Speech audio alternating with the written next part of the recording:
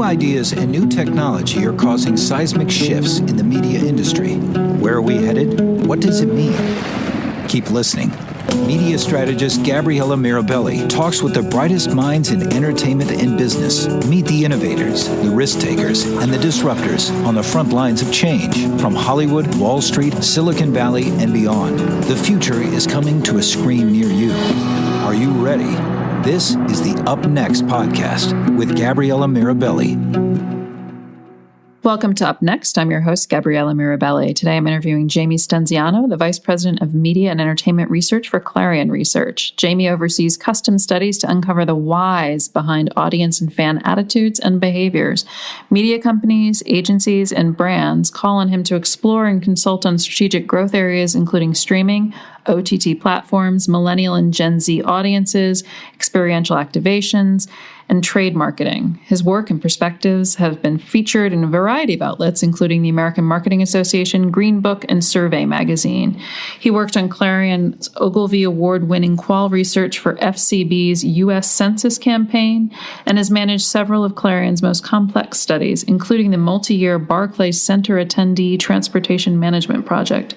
Jamie, thank you so much for joining us today. Hi, Gabriella. Thanks for having me. For people who aren't familiar with Clarion, can you tell me a bit about your firm, what you do, and why you're different from other research firms? Absolutely. Clarion is a custom insights consultancy. We use research and data to tell stories about brands, tell stories about their products, and oftentimes their audiences as well.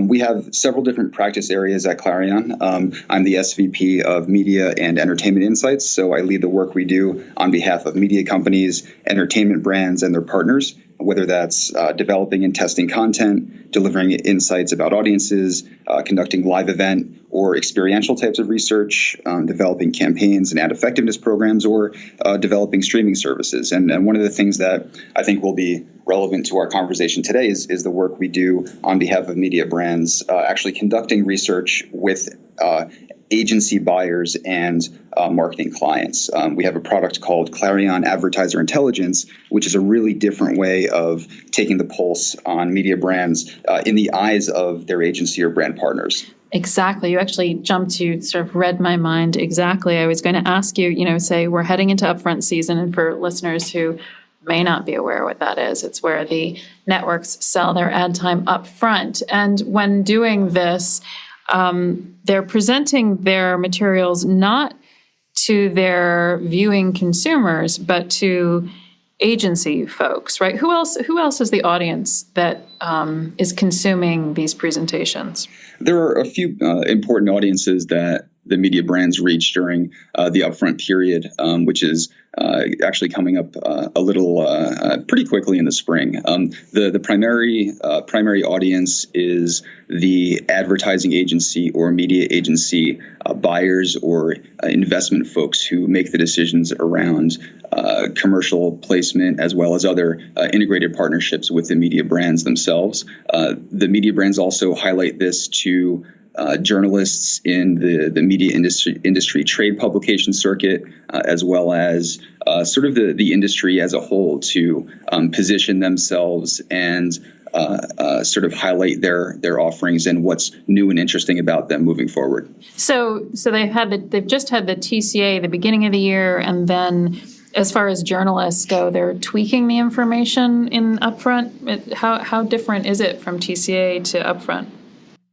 Well, I think it's a little bit different from a positioning perspective. What the media brands are really focused on in the next coming weeks is to highlight their offerings coming into a period where a lot of media and advertising agencies commit to year-long deals with the media brands that can encompass TV activations as well as integrated digital and social partnerships as well. So it's really to put their offerings up in lights to the agency audience, and in a way that positions them in a favorable light going into those negotiation periods later on in the summer. Right. So right now, then, sort of the strategy and planning phase, I guess it's actually it's a little late for the strategy and planning phase. I think that would have happened sort of December timeframe, right? What would you say are given the disruption that's rocking the industry right now, what are general points of emphasis that you would anticipate seeing in upfronts this year?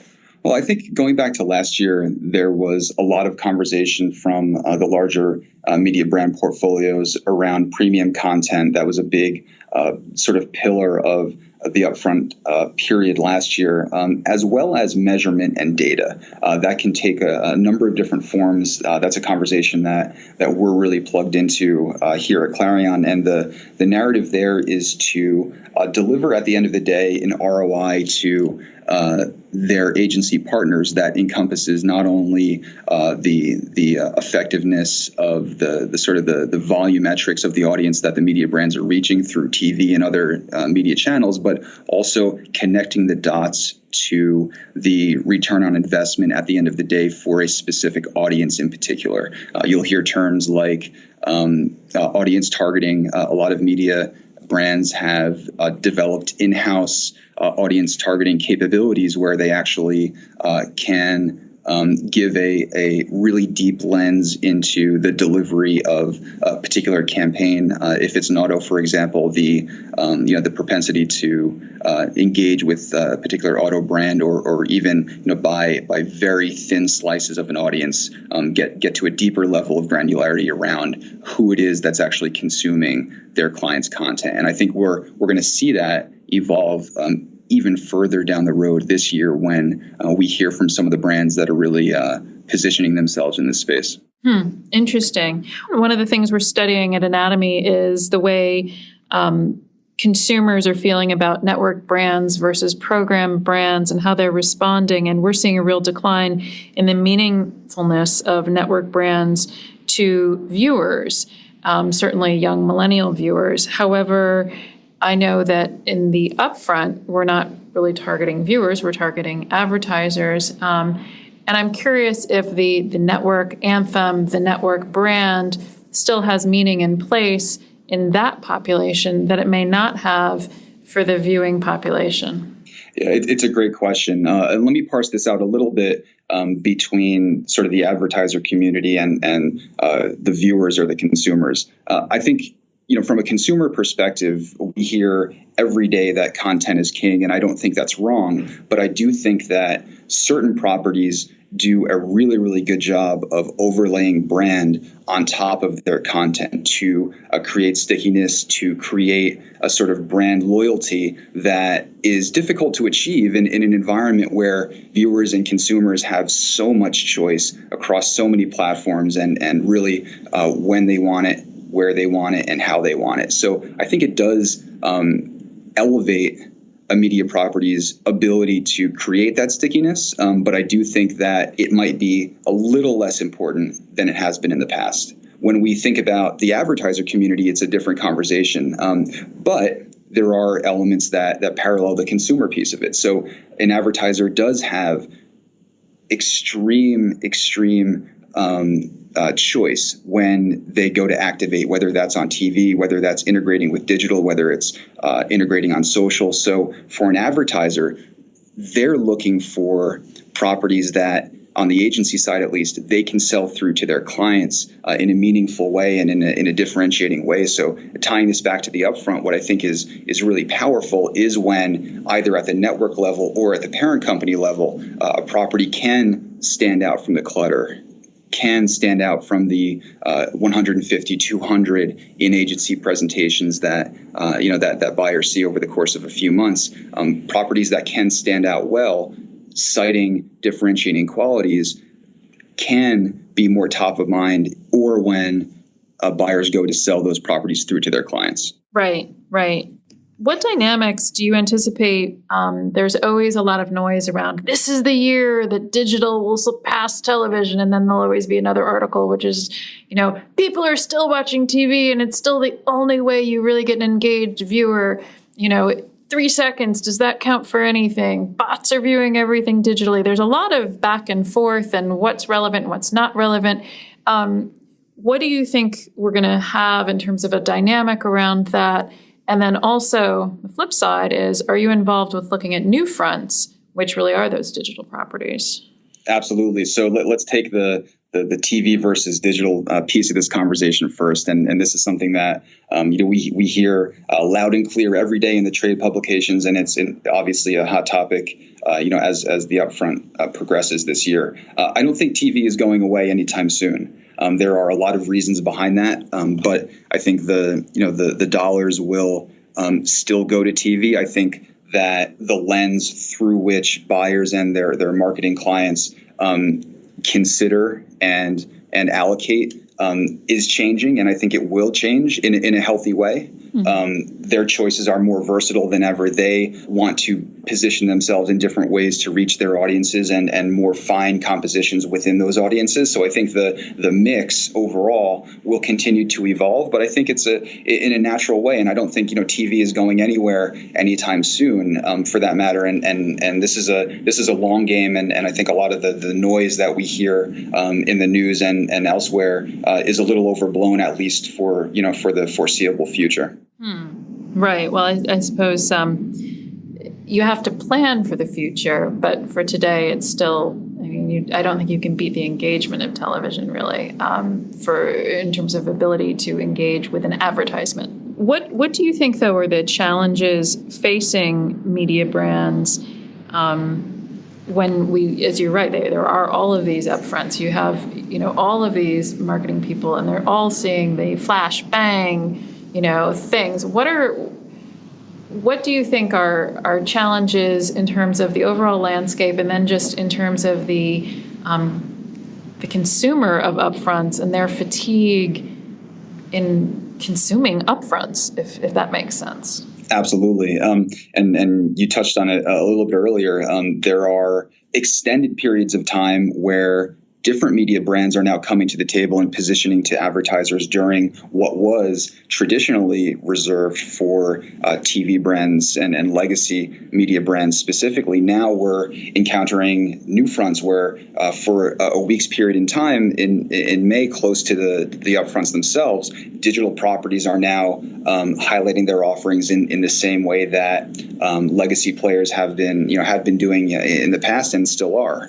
There are even events called live fronts, where live video producers and live video agencies are coming together to highlight their offerings. Viacom even did a data front recently, where they had agencies and their clients in to talk about their audience targeting capabilities and their advanced measuring capabilities. So the upfront, as we've known it to be over the past several years, I think is really not going anywhere. And in fact, from one perspective, you could make the case that it's actually getting larger when you take into account all of the different types of media brands that are interested in participating in a meaningful way. Right. Well, it's funny. It's sort of like the Watergateification of language, that they're just tacking on the front to everything as a moniker to say we're selling ad time. And certainly you did manage to touch on something that periodically we'll also see in the trades, which is upfronts are going away. And it always seems like they say that, and yet they still happen. However, 5 years from now, do you think we're going to be seeing an upfront? I mean, if we're at CES and we see the Internet of Things and it's coming down the pike, and that's sort of a closed loop advertising circle right there, what kind of a horizon is there, do you think, for that what kind of disruption will that play, and when would you see that intersecting in a real meaningful way? It's a great question. When is tough. It's a very tough question. But what I will say is this: I think that regardless of whether they're called upfronts, new fronts, live fronts, whether the word front is there or removed is to be determined. But I think the bottom line is that as long as media brands have the ability to capture the attention of agencies and their end marketer clients, there will be activations against that attention, whatever form that takes, in whatever seasonality, time period, activation, whatever form it takes, as long as the attention of the agency and the brand side marketer is there, media brands will continue to activate against that attention. And so what that looks like is an interesting question. It's hard for I think any of us to say, but the game is attention, and as long as media brands can capture that at scale as they do now during upfronts, new fronts, et cetera, I think there will be some form of it as long as that attention is there. It's interesting. I was speaking to somebody the other day, and we were talking about Amazon versus a more traditional media company. And I was saying, Amazon is in many ways, you just can't predict what they're going to do because they are in the delivery business, in the consumer products business, and yet what they can do with regard to entertainment can be wildly different, can be motivated in different ways than a pure play entertainment player. And they said, yes, well, pure play entertainment, they're really in the audience business. And I think that's exactly what you're driving at, is delivering the audience and the ability to activate for these marketers is what it's all about. What is the top of mind for an attendee to an upfront? Let's, fine, all the brands are saying, me, look at my great data capabilities, I'm awesome. But if you describe who is the attendee, who are they selling to? They have a kind of a somewhat predictable profile, right? Absolutely. If I were attending an upfront as let's say a media agency buyer, I would be looking for differentiation. Like I said, there are so many players out there. There are so many brands that are knocking on my door for this, several month period. Multiple times a day, I'm taking meetings at my agency. I'm going to offsites. I'm going to events. And what I'm looking for is differentiation for the greater good of the account that I work on and the client that I serve. And so the more I can find that, I think the more top of mind a media brand would be to me. And so that's kind of my my lens into that question as a media buyer. It's all about differentiation. If you're giving me as a media brand differentiation, you get my attention as a buyer in return, and maybe that will make you more top of mind in my consideration process. What does differentiation mean? Does it mean the same thing for everybody? Not necessarily. It can be differentiation from a content perspective, differentiation from an ad experience perspective. That's actually something that we haven't touched on yet, which I think is another trend that we're seeing. Media brands changing the ways that they serve their clients' messages to their viewers or to the consumers. Commercial formats from a TV perspective are changing. Different media brands are out in the marketplace talking about that. And so whether it's differentiation or innovation from that perspective, differentiation from a data perspective, who can get the most granular, who can connect the dots between ad or message consumption and the call to action of the campaign. I think that's super important. It's easier for some categories than others to accomplish that, and I think media brands that can do that at scale will be really much more top of mind and perceived as favorable by the media buyer. Right. Now, the media buyer also, so that's sort of the job, target, what they care about in that sense. But they also are viewing all of their requirements through the lens of their own demographics and their own profile. And certainly when we're talking about customers and viewers, we talk a lot about millennials. But these marketers are largely millennials, are they not?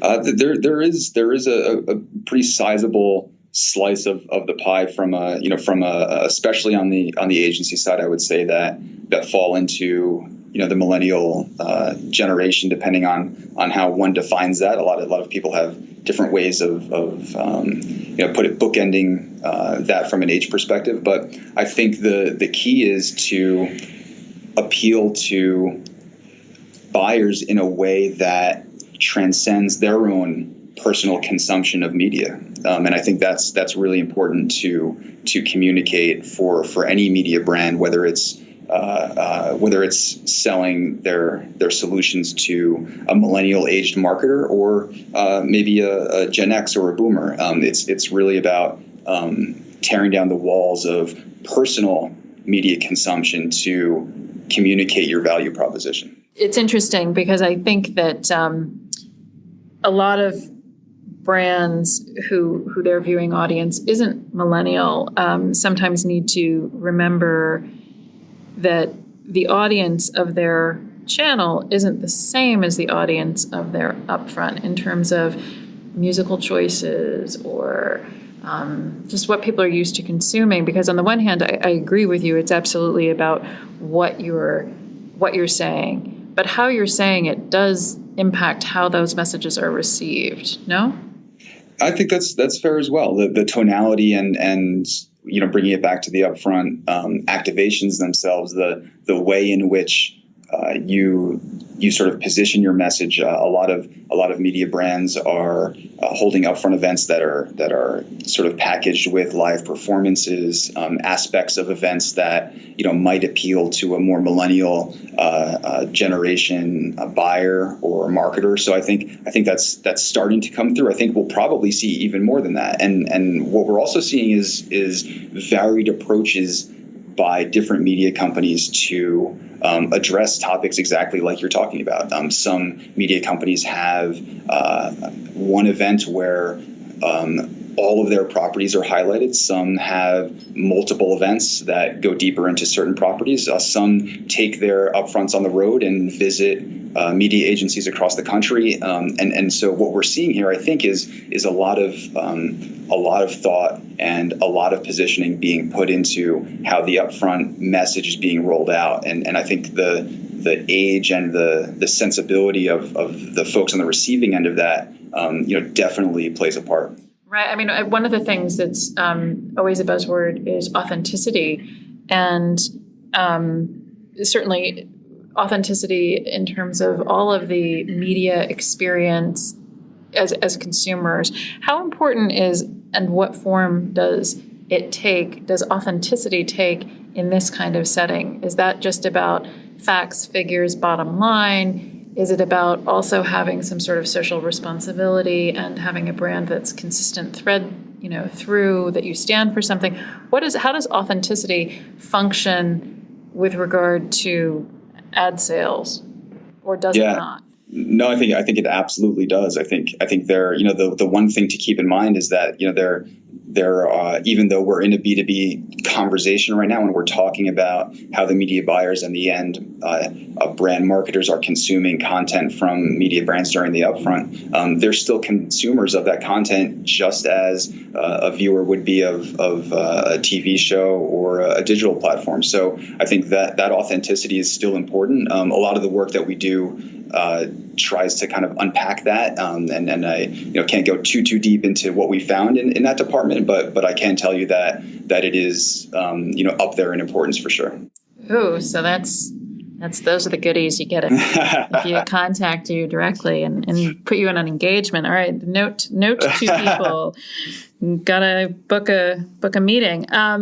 So what would you say are the pain points for the attendees to Upfront? What are those things that if we think about advertising as solving somebody, providing the solution to somebody's problem, what is the single, how are these people who are making these decisions, how are they motivated? What is the thing that they, if everybody is ultimately about themselves and their self-interest, what are they tasked with by their consumer product clients or their agency superiors? What's the problem they're trying to solve for themselves?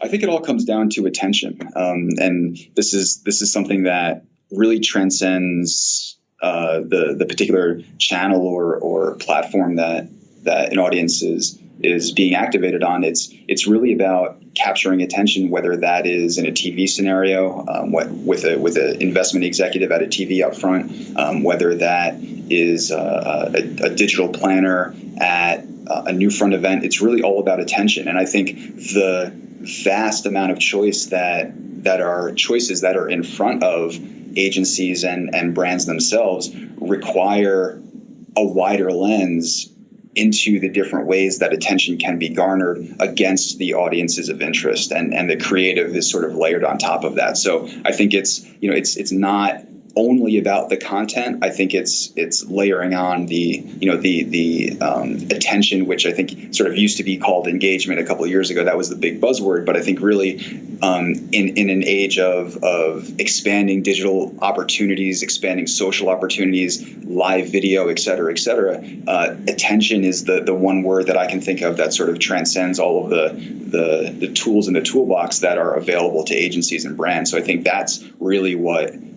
the goal is at the end of the day.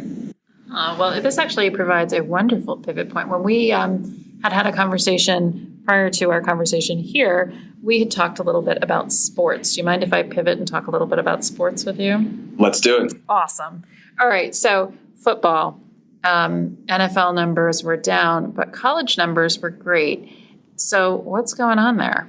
Why is the one getting more attention than the other? If football, I had read some articles that said, oh, there's just so much football and people are tired of it. But if that's so, why would you see college numbers go up? What's going on?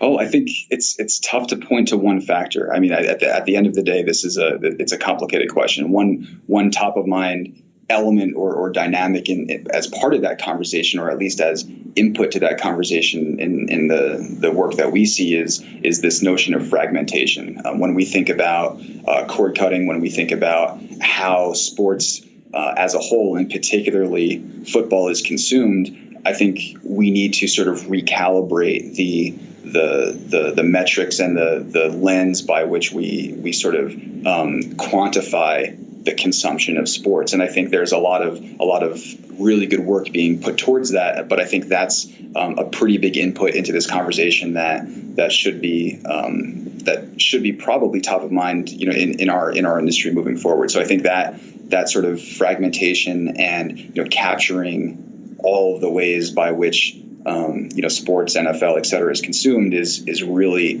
once that can kind of take its next step in the evolutionary process, I think we're going to see an interesting set of findings come across from not only the NFL but really all sports. I think it's really kind of pervasive. Looking at like Major League Soccer or forget the U.S.-based soccer, Premier League soccer, and this is this sort of global sport. And do you see that the viewing numbers around that shifting or changing? Yeah, I think one topic that is really, really fascinating to us in the work that we do for a few of our clients is the notion of international consumption of, whether it's a U.S.-based league, the NBA is doing a few phenomenal things overseas, for example, or whether it's a non-U.S.-based league like Premier League, which is on TV, aired